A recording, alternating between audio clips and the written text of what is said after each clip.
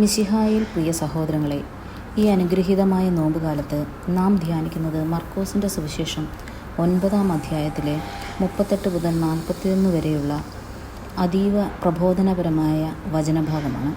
ശിഷ്യന്മാർ യേശുവിനോടൊപ്പം നടക്കാത്ത ഒരാൾ അവൻ്റെ നാമത്തിൽ നന്മ ചെയ്യുന്നത് കണ്ടപ്പോൾ അസ്വസ്ഥരായി.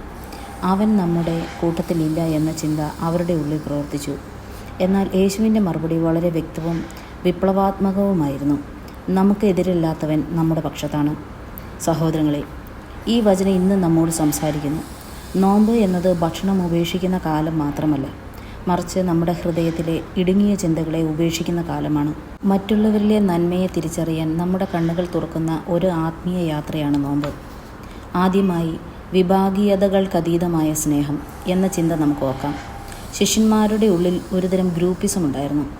ഞങ്ങൾ മാത്രമാണ് യേശുവിൻ്റെ ആളുകൾ, മറ്റുള്ളവർക്ക് നന്മ ചെയ്യാൻ അവകാശമില്ല എന്ന മനോഭാവം. ഇന്ന് നമ്മുടെ ആത്മീയ ജീവിതത്തിലും ഇത് സംഭവിക്കുന്നില്ലേ എന്ന് നാം സ്വയം ചോദിക്കാം.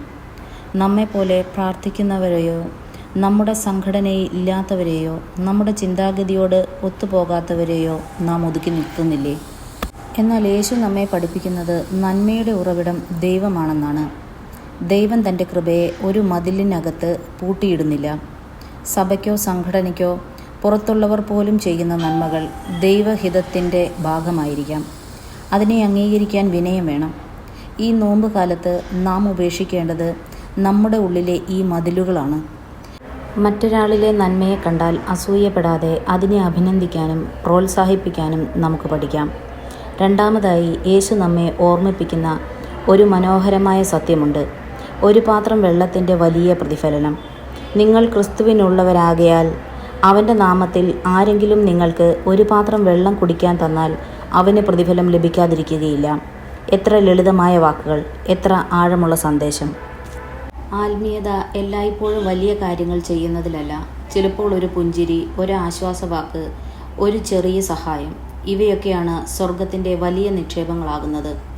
ഈ നോമ്പുകാലത്ത് നമുക്ക് വലിയ പ്രായശ്ചിത്തങ്ങൾ ചെയ്യാൻ സാധിക്കാതിരിക്കാം. എന്നാൽ ദാഹിക്കുന്നവന് ഒരു ഗ്ലാസ് വെള്ളം നൽകാൻ, നിരാശയിലുള്ളവനെ ആശ്വസിപ്പിക്കാൻ, ഒറ്റപ്പെട്ടവനെ സന്ദർശിക്കാൻ, ഇവയൊക്കെ നമുക്ക് സാധിക്കും. സഹോദരങ്ങളെ, നമ്മുടെ നോമ്പ് മറ്റുള്ളവർക്ക് ആശ്വാസമാകുന്നുണ്ടോ? നമ്മുടെ പ്രാർത്ഥന മറ്റുള്ളവരുടെ വേദനകളെ മനസ്സിലാക്കാൻ നമ്മെ സഹായിക്കുന്നുണ്ടോ? ക്രിസ്തുവിനെ പ്രതി നാം ചെയ്യുന്ന ഓരോ ചെറിയ കാര്യവും ദൈവം കണക്കാക്കുന്നുണ്ട്. ഒരു പാത്രം വെള്ളം പോലും അവൻ മറക്കുന്നില്ല. അതുകൊണ്ട് ഈ നോമ്പ് കാലത്ത് നമുക്ക് ചില ആത്മീയ തീരുമാനങ്ങൾ എടുക്കാം. ഒന്നാമതായി, തുറന്ന മനസ്സോടെ ജീവിക്കാം. മറ്റുള്ളവരുടെ നന്മയെ അംഗീകരിക്കാനും വിവേചനമില്ലാതെ സ്നേഹിക്കാനും ശ്രമിക്കാം. രണ്ടാമതായി, ചെറിയ നന്മകൾ ചെയ്യാം. സാമ്പത്തിക ശേഷിയില്ലെങ്കിലും ഹൃദയത്തിൽ നിന്നുള്ള ചെറിയ കരുണയുടെ പ്രവൃത്തികൾ നമുക്ക് ശീലമാക്കാം. മൂന്നാമതായി, ക്രിസ്തുവിൻ്റെ പക്ഷത്താകാം.